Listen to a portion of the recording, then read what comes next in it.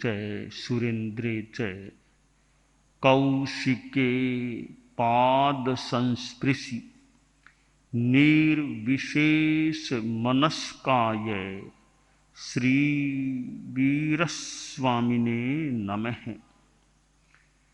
भगवती सूत्र में कहा गया है, पवयणम भन्ते पवयणम पावयणी पवयणम गोयमा अर्हा ताव नियमम पावयणी पवयणम पुण दुवाल संगे गणि पिडगे पंजहा आयारो सूयगड़ो ठाणम समवाओ विआह पन्नति नाया धम्म कहाओ उवासग दसाओ अंतगढ़ दसाओ अनुत्तरोव वाइय दसाओ पन्हा वागलनाइम विवाग सुयम दिठिवाओ। प्रश्न किया गया कि भन्ते प्रवचन है, प्रावचनी प्रवचन है। प्रवचन और प्रावचनी ये दो शब्द प्रयुक्त किए गए हैं। एक प्रवचन प्रकृष्ट वचन, बहुत अच्छा वचन, और एक प्रवचन करने वाला।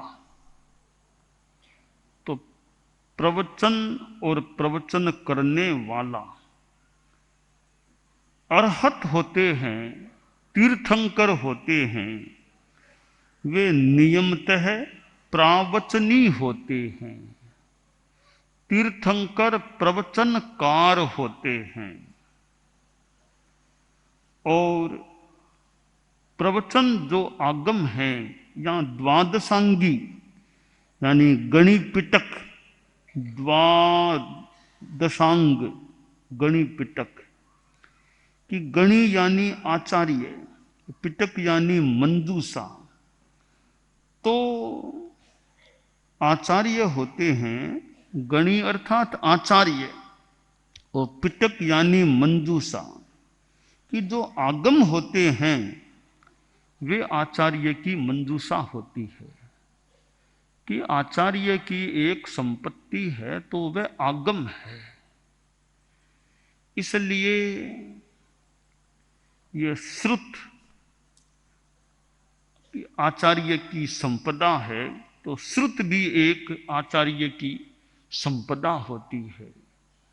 आचार भी संपदा है और यूं शरीर भी एक संपदा होती है कि आचार्य हैं तो उनका शरीर भी अनुकूल हो, सक्षम हो, इंद्रियां भी ठीक हों, तो वह एक उनकी संपदा है।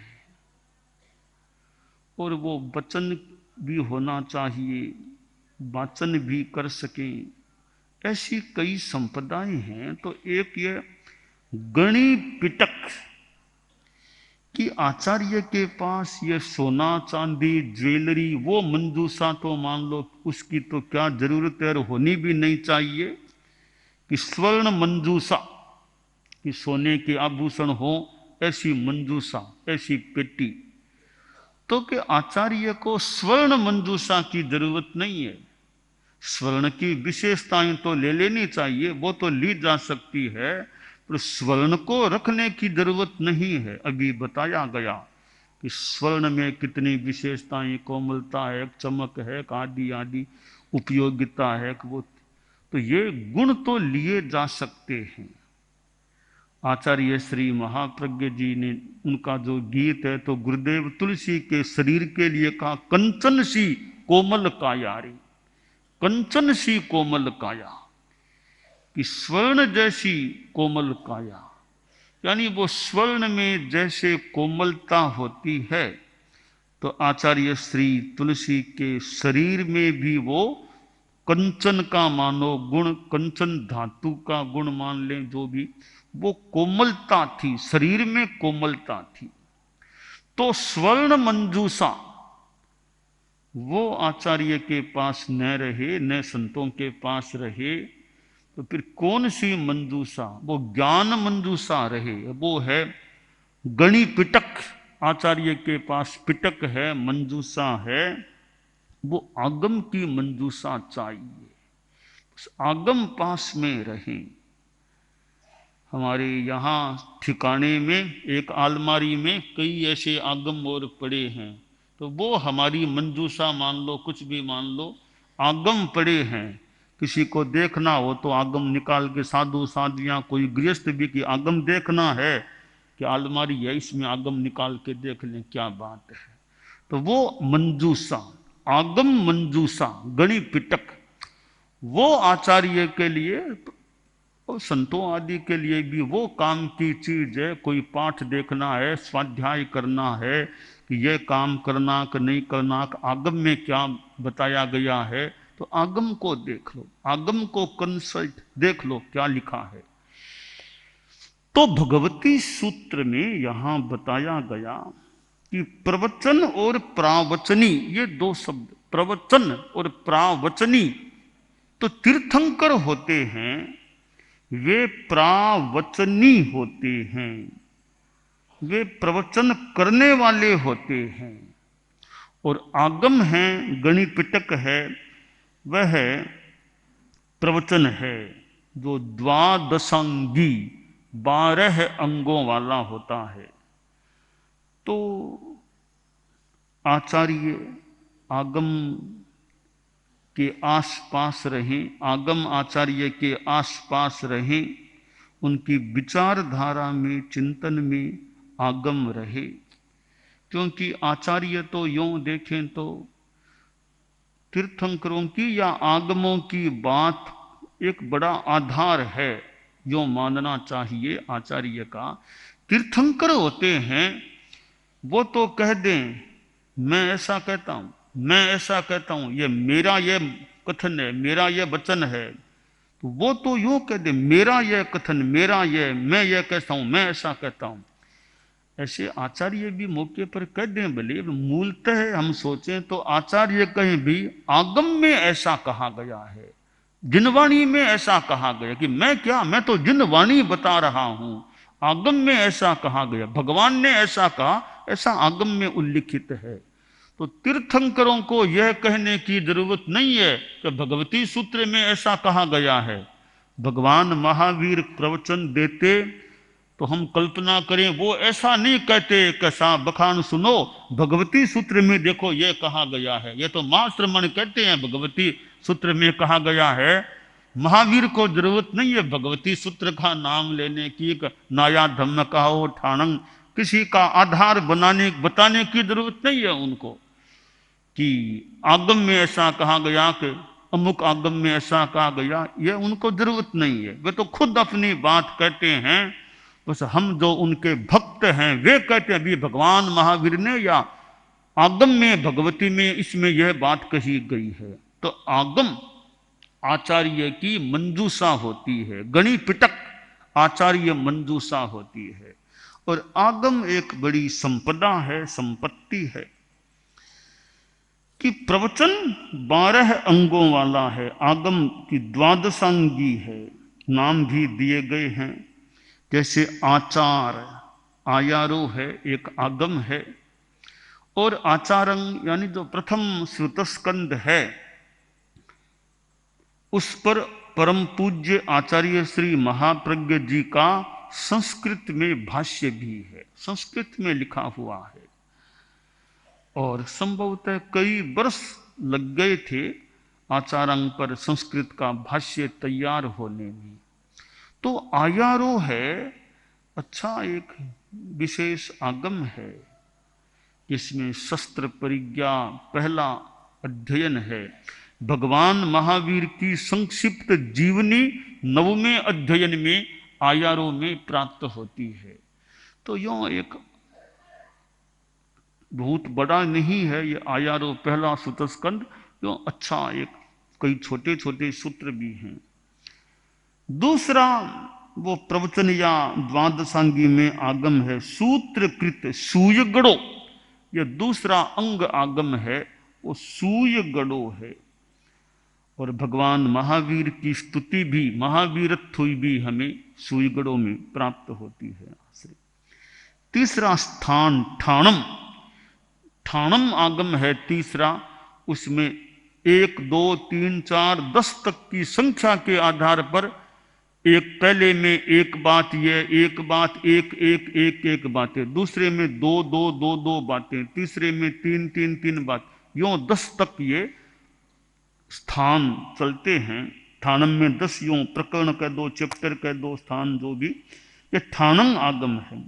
चौथा समवाय, समवाओ, ये भी थोड़ा ठाणम की तर्ज पर है, वो 10 से भी आगे संख्या चलती है वैसे। पांचवा है व्याख्या प्रज्ञप्ति, ये जो मैं अभी इन दिनों में बांट रहा हूं, व्याख्या प्रज्ञप्ति, जिसको हम चालू भाषा में भगवती कहा करते हैं, भगवई विआह पन्नति, हम शॉर्ट में भगवती सूत्र कह देते हैं। बहुत विशाल काय आगम है। छठा आगम है अंग आगमों में ज्ञाता धर्म कथा, बड़ा सरल दृष्टि, यानी कथा प्रसंग, घटना प्रसंग जो भी, इससे बड़ा एक अच्छा वो आगम है, ज्ञाता धर्म कथा। और आगे है उपासक दशा, उपासक श्रावकों के उसमें वर्णन है, प्रसंग है। उपासक दशा, उपासक श्रेणी में उपासक होते हैं, तो उपासक शब्द भी हमारा आगम पर आधारित मान लिया, आगम आधारित शब्द है उपासक, कि आगम का नाम भी है उपासक दशाओं। और फिर है अंतगढ़ दशाओं, कुछ दिनों पहले उसका लोकार्पण यहाँ हुआ था, प्रकाशित होकर आया था। अंतगढ़ दशाओं वह आगम है। और अनुत्तरोपपातिक दशा, अनुत्तरोव वाह्य दशाओं, यह भी अंग आगम है। फिर आगे है प्रश्न व्याकरण, पन्हा वागरणाइन। फिर आगे विपाक श्रुत विवाग सुयम। और 12वां जो है दिट्ठिवाओ, अभी हमें 11 अंग वैसे प्राप्त हैं। तो ये प्रवचन हैं, तो तीर्थंकर हैं, अरहत हैं, वे प्रवचनकार हैं, वे प्रावचनी हैं।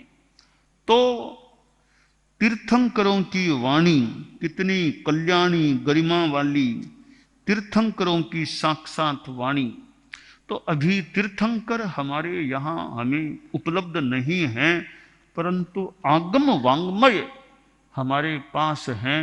ये आगम वांग्मय हमारे लिए बड़ा महत्वपूर्ण है, एक दिशा निर्देशक है, मार्गदर्शक है, एक आधार है। तो इन आगमों में यह भगवती सूत्र इस चतुर्मास में हमारा एक मूल व्याख्यान का प्रायः बहुलतया आधार बना हुआ है। और भगवती सूत्र के आधार पर कुछ बताने का, कुछ व्याख्या करने का अवसर भी मुझे प्राप्त हो रहा है। तो यह 5वां अंग आगम होता है।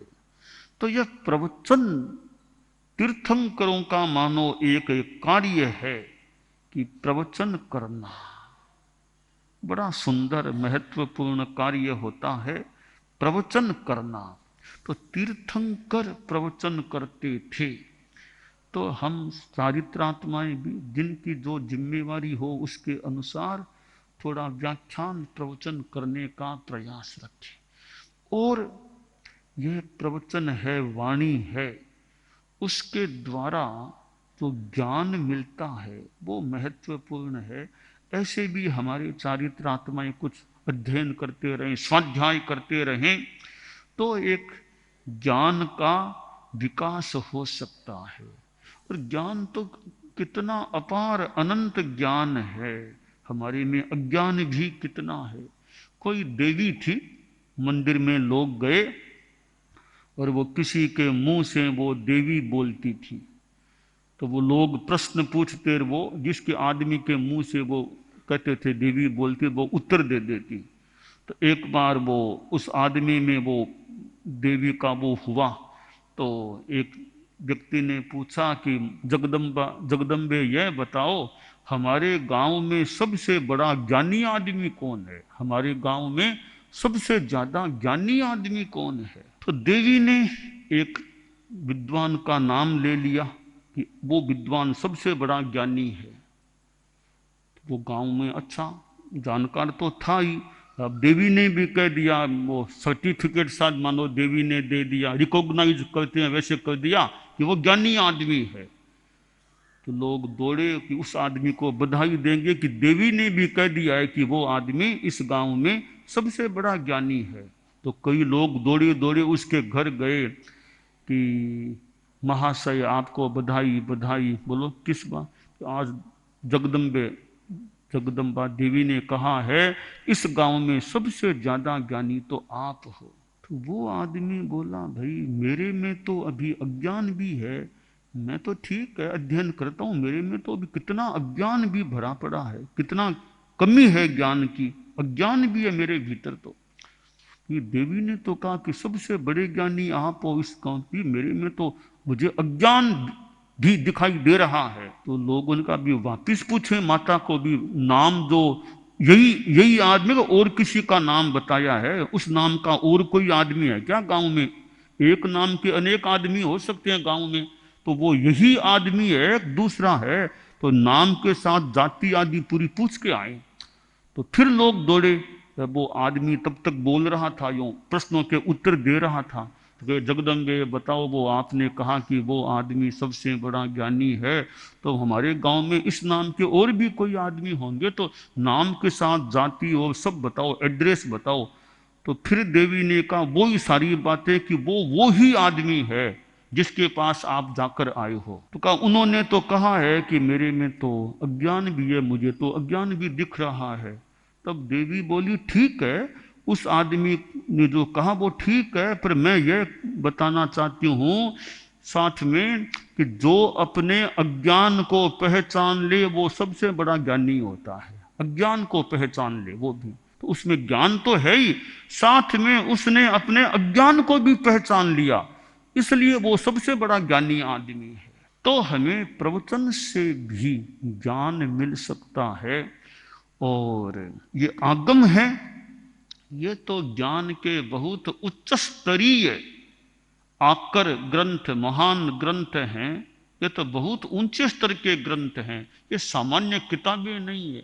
किताबें भी अच्छी हो सकती है, किताबों से भी ज्ञान मिल सकता है, ये तो बहुत ऊंचे स्तर के ग्रंथ हैं, आगम हैं।